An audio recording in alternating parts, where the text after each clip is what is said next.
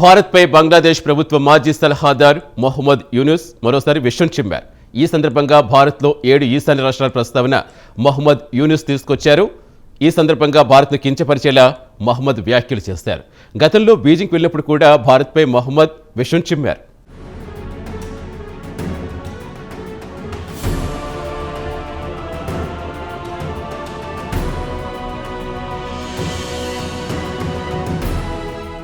బంగ్లాదేశ్ తాత్కాలిక ప్రభుత్వ సలహాదారుగా బాధ్యతలు స్వీకరించినప్పటి నుంచి భారత్పై విషం చిమ్మడం మహమ్మద్ యూనుస్కు అలవాటుగా మారింది. కాగా తాత్కాలిక ప్రభుత్వ సలహాదారు పదవి నుంచి విడిపోతూ కూడా మహమ్మద్ యూనుస్ ఇటీవల జరిగిన బంగ్లాదేశ్ పార్లమెంట్ ఎన్నికల్లో బంగ్లాదేశ్ నేషనలిస్టు పార్టీ ఘన విజయం సాధించిన సంగతి తెలిసిందే. ఈ నేపథ్యంలో బంగ్లాదేశ్ నూతన ప్రధాని తారిక్ రెహమాన్ ప్రమాణ స్వీకారం చేశారు. దీంతో ప్రభుత్వ సలహాదారు పదవికి మహమ్మద్ యూనుస్ రాజీనామా చేశారు.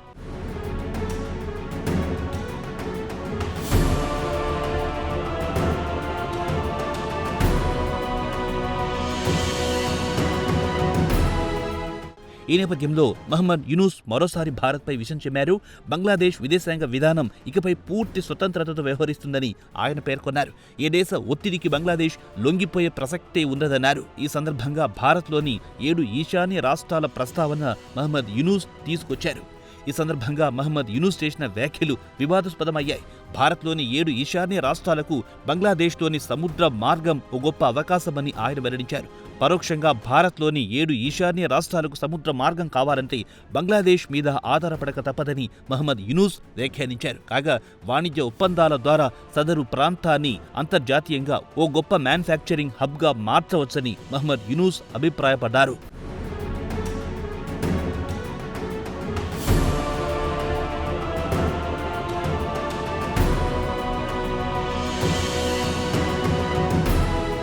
కాగా భారత్లోని 7 ఈశాన్య రాష్ట్రాలకు సంబంధించి మహమ్మద్ యూనుస్ చిల్లర వ్యాఖ్యలు చేయడం ఇదే తొలిసారి కాదు.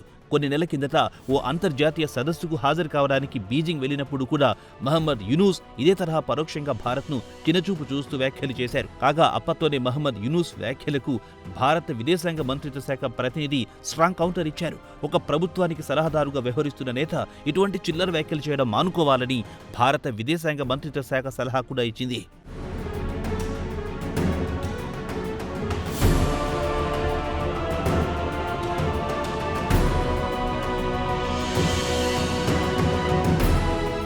కాగా బంగ్లాదేశ్లో 2024లో తీవ్ర రాజకీయ సంక్షోభం నెలకొంది. దీంతో అప్పటి ప్రధాని షేక్ హసీనా పాలనకు వ్యతిరేకంగా విద్యార్థి లోకం ఉద్యమించింది. షేక్ హసీనాకు వ్యతిరేకంగా విద్యార్థులు దేశవ్యాప్తంగా ఆందోళన చేపట్టారు. మొదట శాంతియుత ప్రదర్శనలుగా ప్రారంభమైన ఈ ఆందోళన కార్యక్రమాలు చివరకు హింసాత్మకంగా మారాయి. దీంతో బంగ్లాదేశ్లోని అన్ని ప్రాంతాల్లో ఘర్షణ చోటు చేసుకున్నాయి. ఈ ఘర్షణల్లో వందలాది మంది ప్రాణాలు కోల్పోయారు. అంతిమంగా దేశ ప్రజలకు షేక్ హసీనా టార్గెట్ అయ్యారు.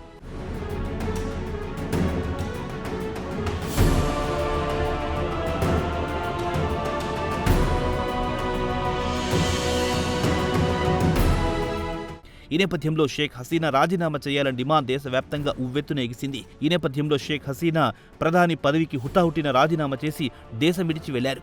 హసీనా రాజీనామా చేశారన్న సమాచారం తెలియడంతో దేశవ్యాప్తంగా ప్రజలు సంబరాలు చేసుకున్నారు. దీంతో బంగ్లాదేశ్ పార్లమెంట్ను దేశ అధ్యక్షుడు మహమ్మద్ షహబుద్దీన్ రద్దు చేశారు. ఫలితంగా త్వరలో ఎన్నికలు నిర్వహించడానికి మార్గం సుగమమైంది. ఎన్నికలు జరిగేంత వరకు తాత్కాలిక ప్రభుత్వం ఏర్పాటు చేశారు. కాగా మహమ్మద్ యూనుస్ నాయకత్వంలో బంగ్లాదేశ్ తాత్కాలిక ప్రభుత్వం ఏర్పడింది. సదరు తాత్కాలిక ప్రభుత్వానికి సలహాదారుగా మహమ్మద్ యూనుస్ నియమితులయ్యారు.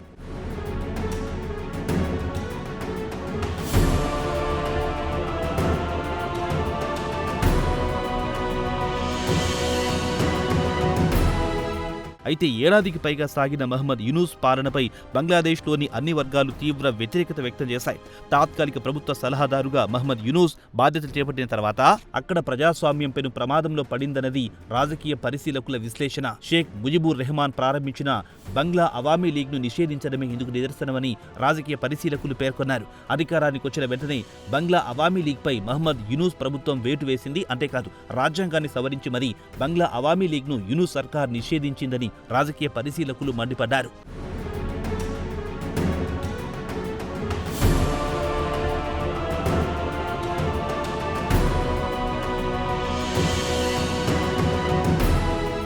అంతేకాదు ఏడాదిలోపే యూనూస్ సర్కార్ ప్రజాదరణ కోల్పోయింది. యూనూస్ సర్కార్ తీసుకుంటున్న వివిధ నిర్ణయాలు బంగ్లా సమాజంలో వివిధ వర్గాల నుంచి తీవ్ర వ్యతిరేకత వ్యక్తమైంది. ప్రధానంగా యూనూస్ సర్కార్పై ప్రభుత్వ ఉద్యోగులు మండిపడ్డారు. ప్రవర్తన సరిగ్గా లేదన్న కారణాన్ని చూపించి ప్రభుత్వ ఉద్యోగులను బర్తరఫ్ చేసే ఓ ఆర్డినెన్స్ కొంతకాలం కిందట యూనూస్ సర్కార్ తీసుకొచ్చింది. ఈ ఆర్డినెన్స్ పై ఉద్యోగులు తీవ్ర స్థాయిలో మండిపడ్డారు. ఆర్డినెన్స్ కు వ్యతిరేకంగా ప్రభుత్వ ఉద్యోగులు 3 రోజుల పాటు ధర్నా నిర్వహించారు. అంతేకాదు ఢాకాలోని సచివాలయాన్ని కూడా ఉద్యోగులు మూసివేశారు.